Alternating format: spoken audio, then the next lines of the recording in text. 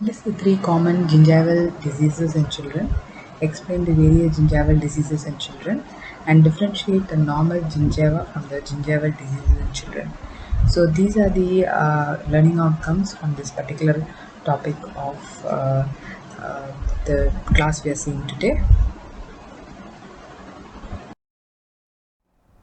So the contents of this particular lecture would include gingival diseases in childhood, which will include introduction, periodontium of the primary dentition, periodontal changes associated with normal development, gingival diseases of childhood, periodontal diseases of childhood, gingival manifestation of systemic diseases in children, and then we'll finish it with a summary.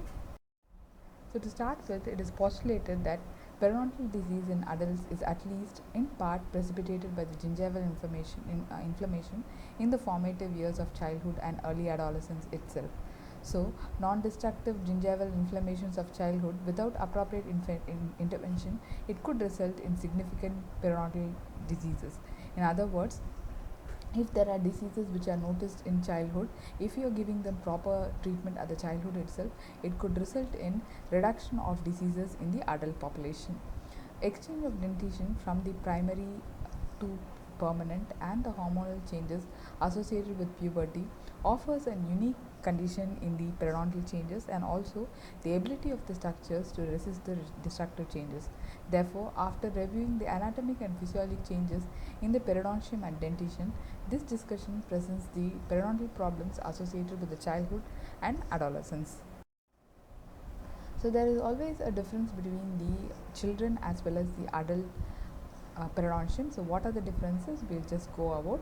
So in case of children, the marginal gingiva is round, thick, rolled, flaccid and retractable, whereas in case of adult, it is a knife-edged marginal gingiva. It is also seen that the marginal gingiva is just broad buccolingually and narrow mesiodistally. This is mainly to conform to the morphology of the deciduous dentition. Next, coming on to attached gingiva. The attached gingiva here in case of children is wider than that seen in the adults and it is less stippled. So in other words, stippling starts in generally after 3 years of age. It is less dense and redder in color. There are two unique features which are seen in the primary dentition. That is the primary periodontium, which are known as the interdental clefts and the retrocuspid papillae. In case of adults, the attached gingiva is more stipple and it's more coral pink in color. Next, coming on to the papillary gingiva, that is the area which is there in between. There is no interdental caul formation as seen in that case of the adults. So since there is no caul formation, this area is less susceptible to infections. Whereas in case of adults, there is a pyramidal or a caul formation, caul shape, which is present in between the teeth, and therefore this is formed as a saddle where the food gets accumulated, and this area is more susceptible to infection. Gingival sulcus, the depth is shallower in case of the children. It is just 1.4 to 2.1 mm, whereas in case of adults, it is a little deeper. It's 2 to 3 mm in size. You can also see in the radiographs that there is the lamina dura is prominent with a widened PDL, and the crusts are within 1 to 2 mm of CEJ. Next, coming on to the periodontal changes associated with normal development.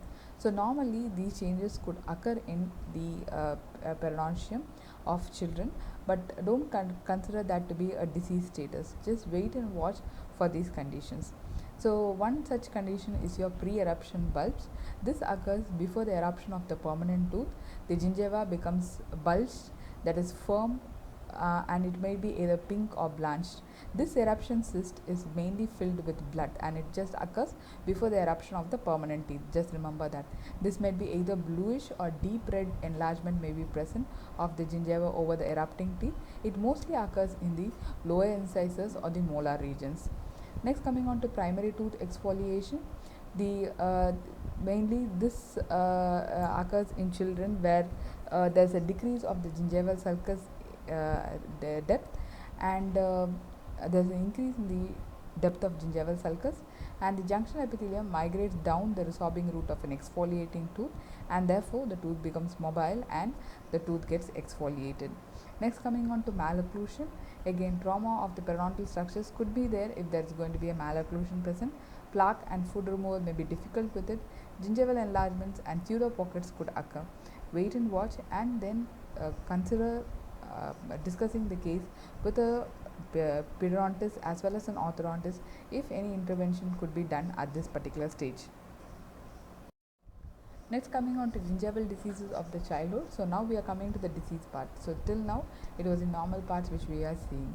So this could be of two types. It could be either the plaque induced or it could be the non-plaque induced. Plaque induced includes your gingivitis, eruption gingivitis, pubertal gingivitis, drug induced gingival enlargement, gingival changes related to orthodontic appliances, and mouth breathing, whereas non-plaque induced relates to your primary herpetic gingivostomatitis and your candidiasis. Now first coming on to the chronic marginal gingivitis. So this is just the same as that of the adults, but you would not expect such situations in children, that is very disease status as that found in the adults. Here it presents as a red linear inflammation which is accompanied by underlying chronic changes including swelling, increased vascularization and hyperplasia. Bleeding and increased pocket depth are not found as often in children as seen in the case of adults. Coming on to pubertal gingivitis. So the word puberty itself shows that it occurs in and around the age of puberty, that is around 11 to 13 years of age. And why it occurs, we do have an etiology for this, and if you write this etiology in form of a flow chart, or if you present things in form of a flow chart, it is easy for the one who is reading, and it is also easy for you to understand. So I have presented this in form of flow chart for you to understand it better. So generally pubertal gingivitis, why does it occur? It is seen that during the pubertal time that there is an increased level of estrogen and progesterone. Because of this, there is an increase in the blood flow to the gingiva, and this raises their sensitivity and reaction to the irritants. Not only that, you do have gram-negative anaerobes such as Prevotella intermedia, which is an ovarian hormone which acts as a substitute for vitamin K growth factor. Apart from this, you do have the other microorganisms such as Prevotella nigrescens, Capnocytophaga, and motile rods and spirochetes present. So all this results in inflammation of the gingiva, that is reaction to the irritant becomes more, and therefore gingival inflammation occurs, and therefore gingivitis occurs. This generally occurs between 11 to 14 years of age. Because of exaggerated response to local factors, the inflamed tissue becomes erythematous, lobulated, retractable, feels tender, and bleeds easily. So how do you differentiate a pubertal gingivitis from a normal gingivitis? So these 5 factors play a major role in differentiating them. So all these 5 factors together combined shows that, along with the age and the clinical history, shows that this could be a pubertal gingivitis. Histologically, there is inflammatory hyperplasia which is seen. There could be even gingival enlargement. The Capnocytophaga species which is seen in these conditions have shown that they are the reason for increased bleeding tendency. Next, coming on to drug-induced gingival enlargement. As seen in the adults, it is the same, that the cyclosporin, phenytoin, and the calcium channel blockers, which are used to treat the conditions that are encountered, results in drug-induced gingival enlargement. And next, coming on to gingival changes related to orthodontic appliances. This complicates the plaque removal. So we ourselves as adults, if we do have brackets or braces which are present, it is difficult to clean those areas. So just imagine children, and therefore be little cautious when you are applying the brackets and bands to the children. So this complicates the plaque removal. Gingival changes can occur within 1 to 2 months of the appliance placement, and therefore it is important to educate the parents. Next, coming on to mouth breathing. So mouth breathing and lip incompetence together results in open mouth posture, a posture like this. This may be associated with increased plaque and gingival inflammation, especially in the anterior area. Next, coming on to primary herpetic gingivostomatitis. So this is common in children. The symptoms develop suddenly, where there is headache, fever, malaise, irritability, and pain with intake of food and liquid of acid content. This is characterized by a fiery red gingival tissue. The oral findings is of white or yellow liquid, which liquid filled vesicles, which in few days these vesicles may rupture to form painful ulcers. So here is a condition where it's a painful ulcer. These ulcers may be 1 to 3 mm in diameter, which are covered with a whitish or a gray membrane, which is with circumscribed area of inflammation. Next, coming on to periodontal diseases of the childhood. So the incidence is around 12 to 17 years of age, and the prevalence of severe attachment loss involving multiple teeth remains low at a rate of 0.2 to 0.5 percentage. Coming on to the localized aggressive periodontitis, so this generally occurs in and around the pubertal age. So here you could see that there is an interproximal attachment loss which is seen at least on two permanent teeth, which includes your first molar region. So you could see all the molars are being involved, and the incisor region. So the two permanent teeth, if it is involved, if there is interproximal attachment loss, then we consider a provisional diagnosis of localized aggressive periodontitis, especially if it occurs in children. Apart from this, you do have another class on aggressive periodontitis where we would be taking a little brief about it. Signs of bone loss around the teeth during the primary dentition suggest aggressive periodontitis. Generalized aggressive periodontitis, where there is generalized interproximal attachment loss, including at least 3 teeth that are not the first molars or the incisors. This may be associated with Down syndrome. Chronic periodontitis, there may be slow to moderate rate of progression that may include periods of rapid destruction. This is little less prevalent in children. In other words, it's more common in the adults. Next, coming on to gingival manifestation of systemic disease in children. Acute necrotizing gingivitis. This is a rare condition. It could be because of primary or secondary immune suppression. It could occur in Down syndrome, severe malnutrition cases. The child's breath is fetid and it complains of pain and discomfort when eating. Endocrine disorders and hormonal changes. Insulin dependent diabetes mellitus is one of these conditions. This occurs more frequently in children and in young adults. It includes premature tooth loss. This is mainly encountered with impaired immune response to the oral flora. Severity exists, especially it results in worse condition in children with poor metabolic control. Hematologic disorders and immune deficiencies such as leukemias, leukocyte disorders, congenital anomalies such as Down syndrome. All these do have certain gingival manifestations present, and these are mainly because of the systematic changes. So to summarize, the periodontium of the primary dentition differs from that of the permanent dentition. Normal development can result in changes into the periodontium. Plaque-induced gingivitis is very common in children, although it may be less intense in the adults. With the exception of the localized aggressive periodontitis, children rarely show signs of periodontitis. Some systemic disorders commonly associated with periodontal disease present initially during the childhood.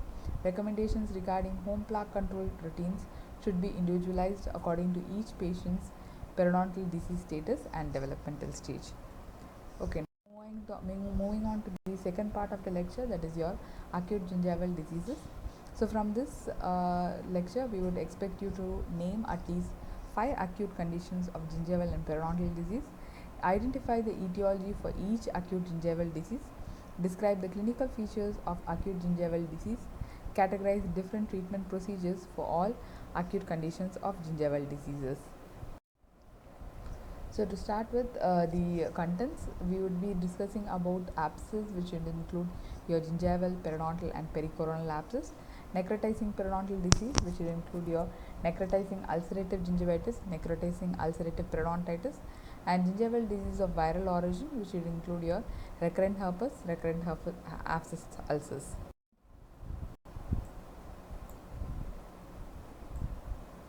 It is a localized purulent infection that involves the marginal gingiva or the interdental papilla.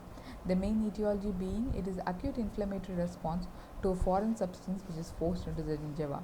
So this foreign substance could be either an apple skin which is present, or it could be either the toothbrush bristle. So if it gets stuck on the gingiva, it just forms a localized swelling on the marginal gingiva or papilla, which is filled with pus. Initially, it is a red swelling with smooth shiny surface, but within 24 to 48 hours, it becomes fluctuant and pointed with a surface orifice which is known as purulent exudate. This may be painful. Adjacent teeth may be sensitive to percussion. There could be no previous history of periodontal disease in such teeth. So the main treatment is just the elimination of the foreign object will be enough. Drainage through the sulcus with probe or light scaling would be sufficient. Follow up after 24 to 48 hours is needed. Next, coming on to periodontal abscess. This is a localized purulent infection which occurs within the tissues adjacent to the periodontal pocket that may lead to destruction of the periodontal ligament and alveolar bone. It is otherwise called as a lateral abscess or the parietal abscess. So the difference between periodontal abscess and gingival abscess: in case of periodontal abscess, the hint is that you will be having a pocket along with it. Okay, whereas in case of gingival abscess, you will have a history of a foreign object being stuck. This could be the infection to the periodontium resulting in periodontal abscess could be through one of these following ways. There could be an extension of infection from periodontal pocket deeply into the supporting periodontal tissues through the lateral aspect of the root. There could be a lateral extension of the inflammation from the inner surface of the periodontal pocket into the connective tissue of the pocket wall. There could be formation in pocket with a tortuous course around the root. During incomplete removal of calculus during the treatment of a periodontal pocket could result in a periodontal abscess called as a post-scaling abscess. It could be after trauma to the tooth or with perforation of the lateral wall of the root in the endodontic therapy. So it is accordingly divided based on the location as abscess in the supporting periodontal tissue along the lateral aspect of the root, or it could be abscess in the soft tissue wall of the deep periodontal pocket. So signs and symptoms of periodontal abscess, especially if it is an acute abscess, you will be having mild to severe discomfort. There could be a localized red ovoid swelling, periodontal pocket, mobility, tooth elevation in the socket, tenderness to percussion or biting, exudation, elevated temperature, or a regional lymphadenopathy could be present. So these both are more of systemic signs which are shown. Whereas chronic abscess, there would be no pain or dull pain could be present, and there would be localized inflammatory lesion. There would be slight tooth elevation, intermittent exudation, fistulous tract often associated with a deep pocket could be present. It is usually without any systemic involvement.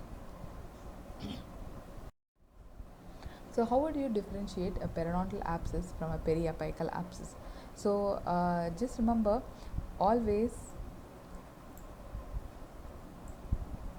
periodontal abscess, the periapical abscess goes with a non-vital tooth, whereas periodontal abscess goes with a vital tooth.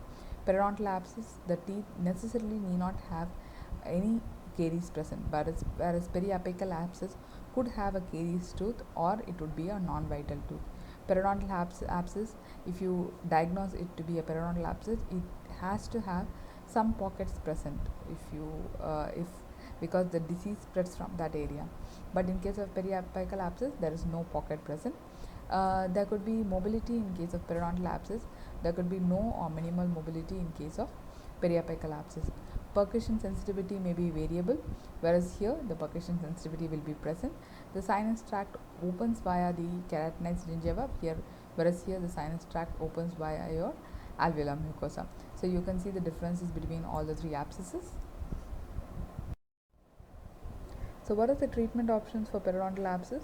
It could be drainage to the pocket retraction to the pocket, either by a retraction or by means of incision, scaling and root planing, or by doing periodontal surgery, or with the help of systemic antibiotics. If very severe, then we can go in for tooth removal, provided if the tooth is mobile and it has a hopeless prognosis.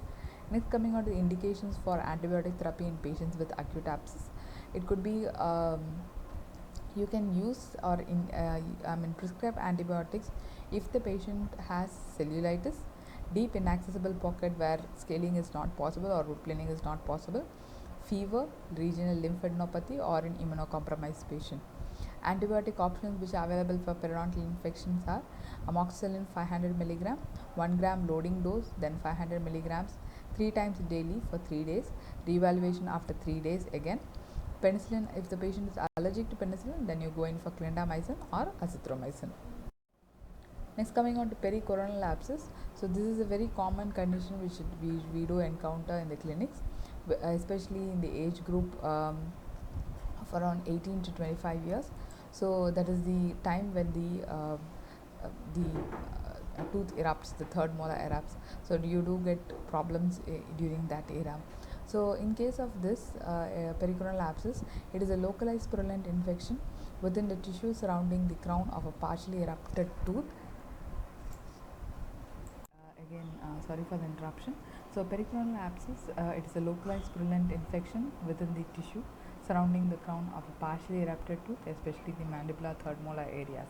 So this forms as inflammatory fluid cellular exudate on the flap that is just above the third molar area, especially in impacted tooth. So generally when this the food substances gets engorged between the flap as well as the tooth, it results in infection in this area. So this infection projects itself as an increase in the bulk of the flap. So this, when it is filled with abscess, it is called as an pericoronal abscess. This might interfere with complete closure of the jaws. It may be traumatized by contact with the opposing jaw, thereby aggravating the inflammatory involvement. So this appears as a red swollen suppurative lesion which is tender and radiating pains to the ear, throat, floor and the mouth. There's a foul taste and trismus may be present.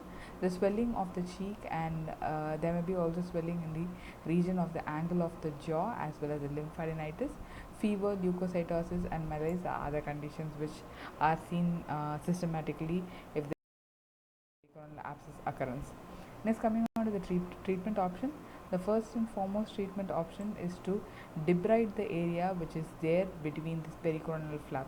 So only if you are going to remove all the local irritants such as food deposits from the area beneath this flap, then only the infection will subside. Or you can contour after this first procedure. You can go in for contouring of this area, that is just removing of the tissue flap. Or you could also go in for extraction of the tooth involved tooth or the opposing tooth. Since they are third molars, it is generally advised as a permanent solution. You can also go in for antimicrobials since there is an abscess, either local or systemic. Culture sensitivity, based on the culture and sensitivity, and a follow-up is required. Sometimes a distal molar surgery could be carried out, where if there is a tissue which is present along with the pocket depth, then you can go in for excision of this entire tissue, where you can see very clearly that the entire tissue is being removed out and thrown out, and this area is made self-cleansable for the patient. So there could be complications in patient if this particular pericoronal abscess is not being solved, such as peritonsillar abscess, cellulitis and Ludwig's angina. Next, coming on to necrotizing periodontal diseases, necrotizing ulcerative gingivitis and necrotizing ulcerative periodontitis. So this is an infection characterized by gingival necrosis, and this has the characteristic punched out papilla with gingival bleeding and pain. This is otherwise known as Vincent's disease and trench mouth disease. The necrosis is limited only limited to the gingival tissues comes under the term necrotic ulcerative gingivitis. It is estimated to have a prevalence of around 0.6% in the general population, with young adults being the main target population. Bacteria floral which is seen here are the spirochetes, the Treponema species, as well as the fusiform bacteria and the Prevotella intermedia. Clinically, you could see that there is a little amount of gingival necrosis which is taking place at the tips of the interdental papilla, and this is termed again to reiterate that it is punched out crater-like depressions which are seen at the crust of the interdental papilla. There could be gingival bleeding, pain, fetid breath along with pseudomembrane formation. Predisposing factors such as emotional stress, poor oral hygiene, cigarette smoking, poor nutrition and immunosuppression could be other predisposing factors. Necrotizing periodontal diseases are common in immunocompromised patients, especially in those who are HIV positive or having acquired immunodeficiency syndrome. Necrotizing ulcerative periodontitis, on the other hand, is necrosis and ulceration of the coronal portion of the interdental papilla and gingival margin with a painful bright red marginal gingiva that bleeds easily. So this has included more of the periodontal structures, unlike the gingivitis.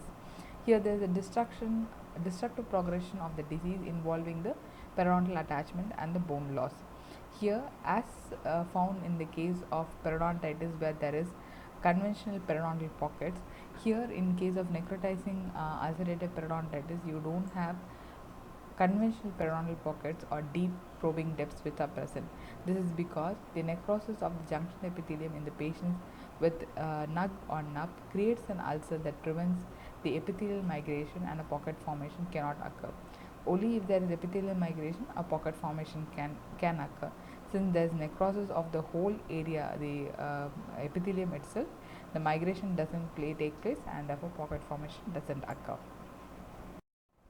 Next, coming on to treatment, you could do a local debridement. Most cases are adequately treated by debridement and scaling and root planing. Anesthetics are needed for this condition. Consider avoiding ultrasonic instrumentation due to the risk of HIV transmission.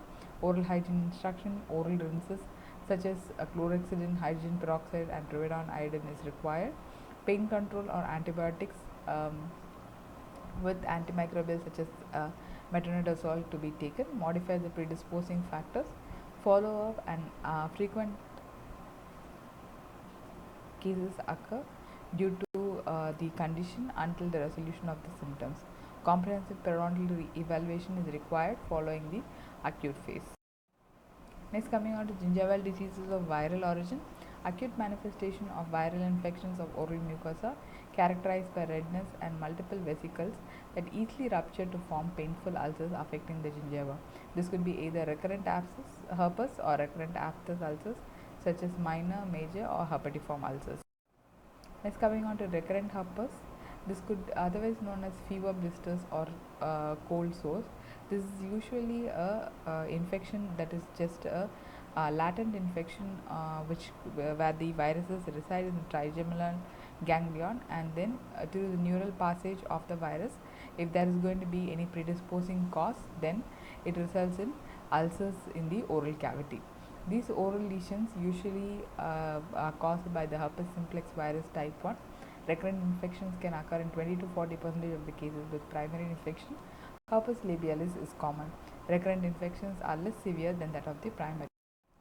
Clinical features: prodromal syndrome is present, such as fever and other conditions. Lesion starts as vesicles, ruptures and leaves the ulcers. A cluster of small painful ulcers on the attached gingiva or the lip is a characteristic feature.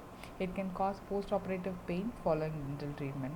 The virus generally gets reactivated from the trigeminal ganglion due to certain conditions such as fever, systemic infection, UV radiation, stress, immune system changes, trauma, and unidentified causes. Coming on to the treatment: palliative treatment, antiviral medications considered for treatment for immunocompromised patients but not for periodic recurrence in healthy patients. Recurrent abscess stomatitis is also known as canker sores. The etiology is unknown. Prevalence is around 10 to 20% of the general population. It usually begins in the childhood. Output breaks sporadic, decreasing with age. Clinical features include it affects mobile mucosa, most common oral ulcerative condition. There are three forms: minor, major, and herpetiform ulcers. So the difference between all three of them, as the name suggests, minor ulcers, they are just most common, and these are small shallow ulcerations with raised erythematous borders. The central area is covered with yellow-white pseudomembrane. It heals within 10 to 14 days without scarring. Whereas in the case of major ulcers, it usually larger than 0.5 centimeter in diameter, persists for many months, frequently heals with scarring. Herpetiform ulcers, small discrete crops of multiple ulceration. Lesions are similar to herpetic stomatitis, but there are no vesicles. It heals within 7 to 10 days without scarring. Predisposing factors may be present. So the treatment for this is palliative. Pain relief, topical anesthetic rinses are given, adequate fluids and nutrition, corticosteroids, oral rinses, topical band-aids, chemical or laser ablation of the lesions can be done. Allergic reactions do occur in the oral cavity. So higher concentration of allergen required to cause allergic reactions in the oral mucosa than in the skin or the other surfaces. For example, dental restorative materials, mercury, nickel, gold, zinc, chromium and acrylics, toothpaste and mouthwash, flavor additives like cinnamon or preservatives, foods, peanuts or red peppers could cause allergy. Clinical features are variable. It resembles the oral lichen planus or the leukoplakia features. Ulcerated lesions may be present. Fiery red erythematous gingivitis could occur. Treatment is a comprehensive history and interview regarding the condition. Lesions will resolve generally after elimination of the offending agent. So to conclude, the diagnosis of the acute gingival infections can be made on the basis of the clinical presentation. Differential diagnosis must be sought out for the various conditions. Treatment must be directed towards alleviating the pain with control on the spread of infection. So any questions you can ask through the Google Classroom.